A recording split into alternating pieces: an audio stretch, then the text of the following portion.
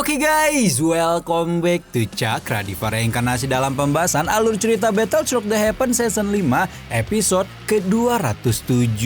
Seperti biasa, kita review dulu pembahasan alur cerita episode sebelumnya di mana upacara obat klan Yao telah resmi digelar dan Choyen dapat melihat lebih banyak alkemi senior yang sudah melanglang duana.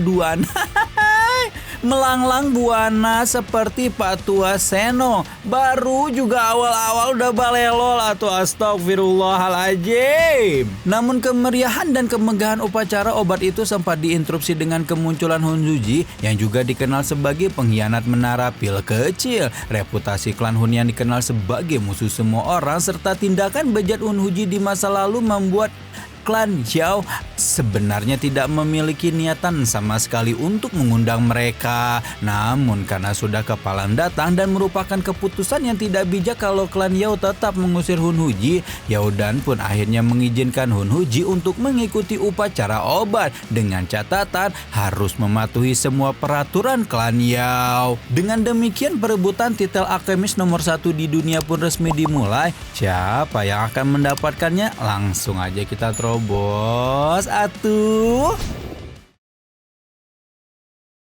Oke, sebelum kita mulai ke berjalannya upacara obat oleh para peserta, Cakra Diva jelasin dulu ya ke kalian kalau seperti yang udah kita jelasin bahwa pil obat di BTTH dibagi menjadi 9 tingkatan, di mana masing-masing tingkatan dibagi lagi ke kelas rendah, menengah, dan lanjutan. Namun pil obat tingkat 9 memiliki pembagian yang berbeda, di mana pil obat puncak di benua Doki ini dibagi menjadi 3 jenis, yaitu pil harta karun, pil misterius, dan pil emas.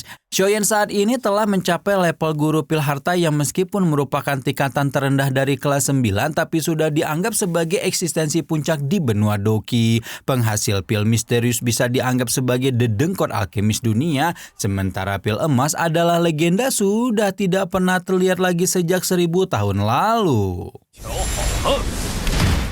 Kompetisi untuk memperebutkan titel sebagai alkemis nomor 1 di dunia ini dimulai dengan flexing api surgawi oleh Yao Wanhuo, di mana tetua agung klan Yao itu memang berhasil menguasai salah satu api surgawi tertinggi, yaitu api 9 angin tanah yang berada di peringkat 10 daftar api surgawi. Nah, tidak mau kalah dengan rekan alkemis yang bisa dikatakan masih merupakan juniornya, Pak Tua Senong juga tidak tinggal diam dan ikut-ikutan flexing api surgawi miliknya. Hiruk pikuk keramaian semakin membara dengan semangat ketika Senong mengeluarkan api surgawinya karena alkemis generasi tua itu berhasil menguasai api roh kehidupan yang selain merupakan api surgawi peringkat kelima, api roh kehidupan juga merupakan satu-satunya api surgawi yang lemah dalam penghancuran namun justru memberikan pemiliknya esensi kehidupan dan umur panjang. Tapi seperti biasa ketika Yao Wanhuo dan Senong masih memperlihatkan api surgawi mereka pada seluruh hadirin dan hadirat yang menyaksikan upacara obat, Hun Suji yang emang dasarnya antek dajal dengan santainya malah melahap sedikit esensi dua api surgawi yang muncul di hadapannya menggunakan kekuatan api pelahap kekosongan. Anjing tua klan Hun itu tampak begitu bangga dapat ikutan pomo flexing api surgawi dan semua orang di sana auto menunjukkan ekspresi suram ketika mengetahui kalau klan Hun benar-benar memiliki api surgawi peringkat kedua. Namun Choyen dengan tak kalah santai justru meminta Hun Suji untuk tidak terlalu membanggakan api pelahap kekosongan yang hanya pecahan benih sebelum kemudian menunjukkan roh api miliknya sendiri.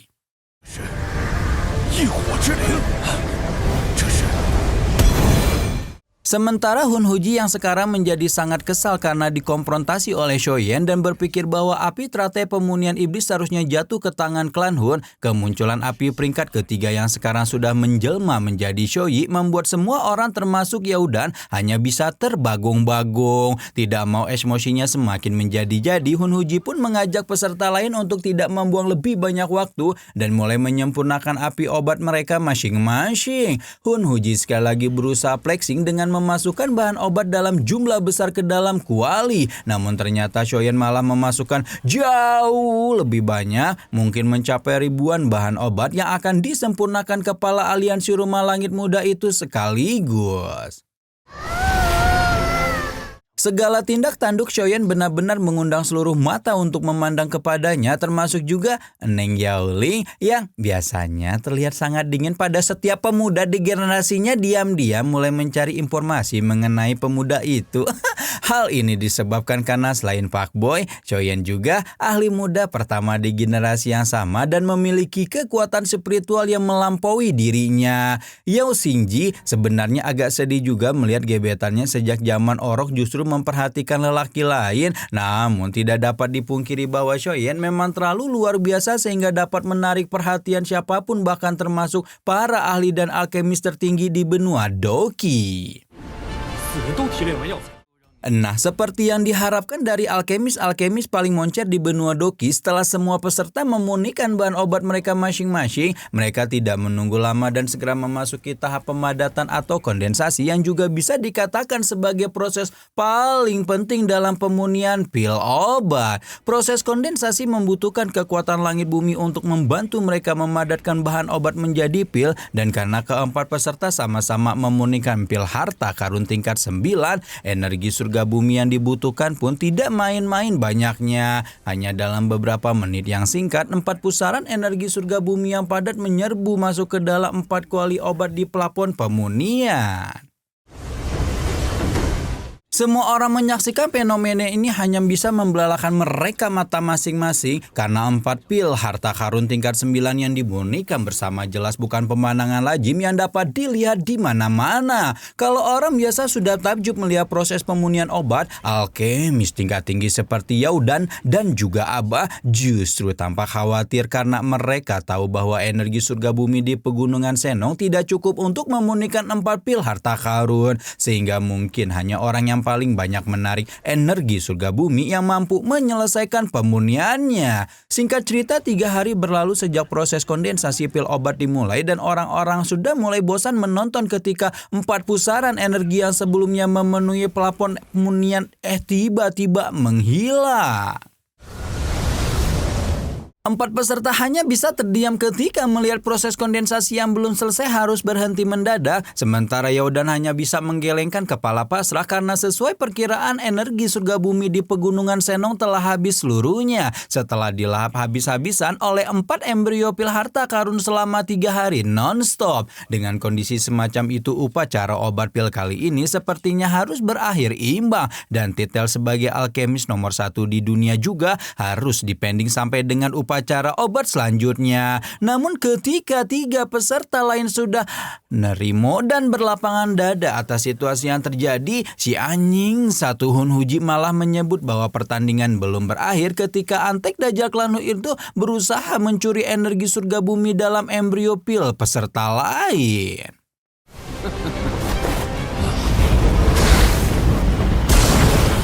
Hun Huji menunjukkan ekspresi luar biasa licik di wajahnya dan berbanding terbalik dengan Wan Yao Yao Wan Huo serta Senong yang tidak dapat menyembunyikan kemarahan mereka. 2 alkemis senior itu jelas tidak terima dengan tindakan Hun Huji dan langsung menyerang Antek Dajjal Klanhu tersebut beramai-ramai. Hun Huji tampak begitu santai dan percaya diri karena memiliki benih api Tunyan yang mampu melahap segalanya. Ketika matanya jatuh ke arah kuali Shoyen yang tidak menunjukkan fluktuasi apapun, ekspresi Hun Huji langsung berubah suram ketika melihat Shoyen malah balik menatap kekuatan api Tunyan yang menandakan bahwa roh api bocil FF itu juga memiliki kekuatan pelahap. Hingga tiba-tiba tiba-tiba saja, nggak cukup dengan balik melahap kekuatan api Tunyan, Shoei malah berteleportasi ke dalam kuali obatnya dan mencolong embrio pil obat yang sudah dia murnikan dengan susah payah. Perbuatan Shoyen membuat Hun Huji ngamuk dan berusaha menghentikan Shoei dengan segala cara meski pada akhirnya semua usaha itu berakhir sia-sia. Shoei dapat menghindari semua serangan Hun Huji sebelum kemudian dengan bangga memberikan embrio pil obat yang dia colong itu kepada Shoyen. Tanpa banyak babi ibu, Shoei segera kembali ke dalam kuali obat dan meleburkan embrio pil Hun Huji dengan embrio pil Shoyen. Hun Huji semakin marah hingga buru-buru mengubah api pelahap kekosongan menjadi naga api hitam yang langsung menyerbu ke arah Shoyen dengan kejam.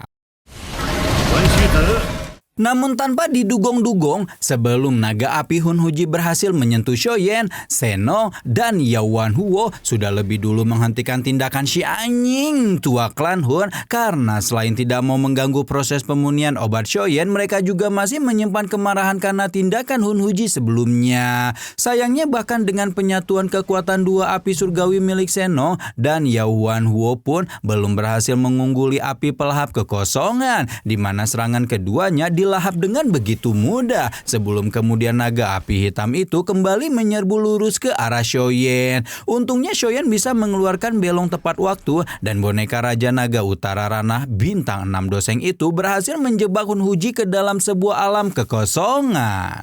拦住他们！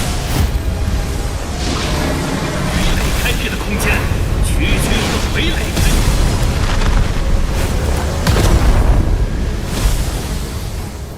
Meskipun Hunhuji bisa dihentikan untuk sementara waktu, masalah belum selesai untuk Shoyen karena sekalipun dia telah menggunakan seluruh energi surga bumi dalam embrio pil obat Hunhuji, ternyata seluruh energi itu masih belum cukup untuk menyempurnakan pil harta karun tingkat 9. Ketika Shoyen sudah dilanda keputusasaan itulah tiba-tiba saja baik Yaowan Huo maupun Senong menyerahkan embrio pil obat masing-masing dan mempersilahkan Shoyen untuk menggunakan energi surga bumi yang ada di dalamnya untuk melanjutkan pemunihan. Tindakan ini diambil selain karena embrio pil obat Senong dan Yaowan Huo sudah mengalami cacat akibat pencurian Hunhuji. Kedua alkemis tingkat tinggi itu berharap kalau mereka masih tetap bisa melihat sebuah pil harta karun lahir hari ini.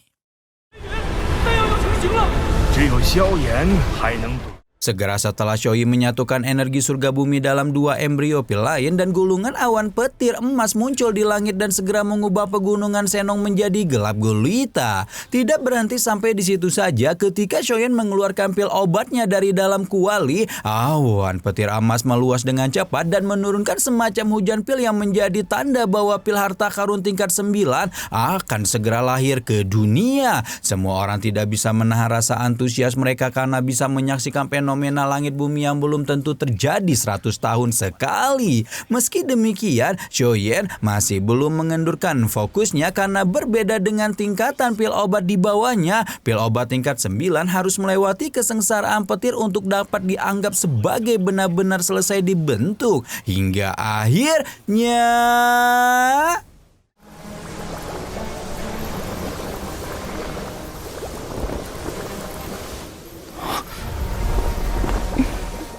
Akhirnya, gulungan awan petir itu meletus sebelum kemudian mengungkap sosok keindahan menawan yang menyembul dari balik gelapnya langit alam ya. Ya, gadis cantik yang auto membuat kalian semua pada mupeng itu tidak lain dan tidak bukan adalah pil harta karun tingkat 9 yang telah berhasil Shoyen sempurnakan. Sementara para alkemis tingkat tinggi mengagumi energi surga bumi yang meluap-luap di sekitar pil harta karun tingkat 9, si Eneng pil harta karun malah sibuk melakukan beberapa gerakan provokatif yang membuat semua orang semakin kelepek-kelepek pada kecantikannya kayak ikan gak kena air. Eneng pil itu melayang ke sana kemari dan menggoda iman semua orang sebelum kemudian berencana untuk segera pergi alias melarikan diri dari sana seperti tabiat pil obat tingkat tinggi pada umumnya. Namun Shoyen sebagai penciptanya paham jelas gerak-gerik si Eneng pil dan menyadari bahwa pil obat tingkat 9 itu memang sengaja langsung berubah bentuk untuk menipu dan memohon belas kasihan orang lain. Karena itulah Shoyen segera mengendalikan si Eneng pil dengan penguasaannya atas pil obat dan mengubah gadis cantik itu kembali ke wujud pil harta karun tingkat 9-nya. Karena Shoyen adalah satu-satunya peserta upacara obat yang berhasil menyempurnakan sebuah pil harta karun, ya udah tidak menunggu lebih banyak waktu ketika mengumumkan bahwa kepala aliansi Rumah Langit Muda itu telah memenangkan upacara pil dan secara resmi didapuk sebagai alkemis nomor 1 di dunia.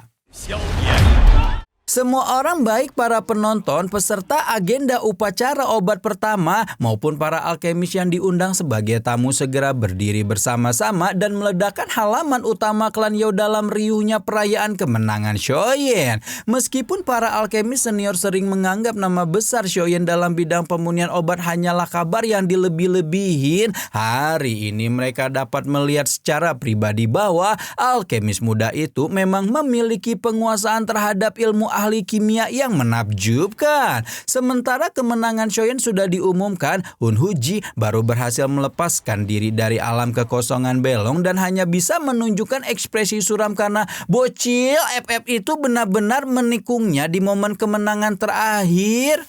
给你做了嫁衣。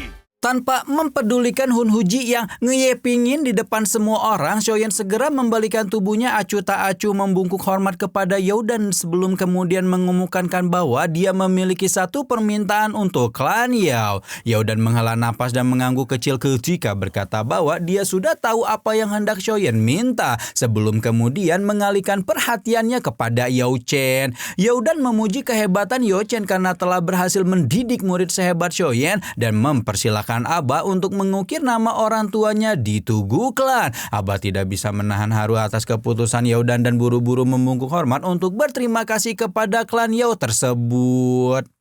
多谢妖丹族长。 Tapi nggak bisa gitu ya ngelihat orang senang. Tiba-tiba saja Hun Huji sekali lagi menginterupsi suasana dan berkata bahwa dia juga memiliki satu permintaan, yaitu meminjam Gyo Kaisar kuno Tause milik klan Yao. Perkataan Hun Huji auto mengundang kemarahan semua anggota klan Yao yang tidak terkecuali Yao dan yang berkata bahwa klan Yao sama sekali tidak takut untuk menunjukkan kekuatan mereka kalau klan Hun terus mencari gara-gara. Namun tanpa mempedulikan semua umpatan yang dilempar kepadanya, Hun Huji malah melepaskan tawa gila ke udara sebelum kemudian tanpa babi bu mengatakan kepada semua orang bahwa hari ini klan Yao akan menghilang dari dunia. Edian, waduh, emang nggak ada habisnya kegendengan klan Huntea ya guys ya. Apalagi ini yang akan mereka lakukan kepada klan Yao dan seluruh hadirin hadirat upacara obat yang hadir di sana. Ayo tulis di kolom komentar yang udah tahu. Nggak apa-apa, tulis aja, nggak usah malu-malu gitu. Nantikan terus pembahasannya hanya di Cakra Diva atau bisa nonton spoilernya ya yang udah dibikinin di zaman Siti Nurbaya itu. Lama sekali memang ya Cakra Diva udah bikin spoilernya tuh sampai jutaan view teh. Rama di sini pamit atuh ya. Bye bye.